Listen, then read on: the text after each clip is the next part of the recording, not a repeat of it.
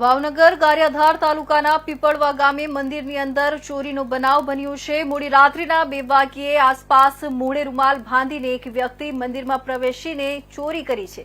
ચોરીની ઘટના અંગે જેના સીસીટીવી વિડીયો પણ સામે આવ્યા છે। ચાંદીના 2 છત્તર, ચાંદીનું શ્રીફળ અને સોનાનું છત્તરની ચોરી કરી ચોર ફરાર થઈ ગયો છે। માતાજીના મંદિરમાં ચોરી તથા ગ્રામજનો એકઠા થયા હતા। લાખો રૂપિયાની ચોરીનો બનાવ સામે આવતા ગારિયાધાર પોલીસ દ્વારા સીસીટીવીની મદદથી ચોરને પકડી પાડવા માટે તજવીજ હાથ ધરી છે। ગ્રામજનોનો આરોપ છે કે તાલુકા અને ગ્રામ્ય લેવલે પોલીસનું પેટ્રોલિંગ ખૂબ ઓછું થાય છે, જેના કારણે ચોરીના બનાવ બને છે। દિનેશભાઈ રામજીભાઈ જાતો। દિનેશભાઈ, શું બનાવ બન્યો છે? ચોરી થઈ છે મારા મંદિરે। ક્યારે બનાવ બનેલો?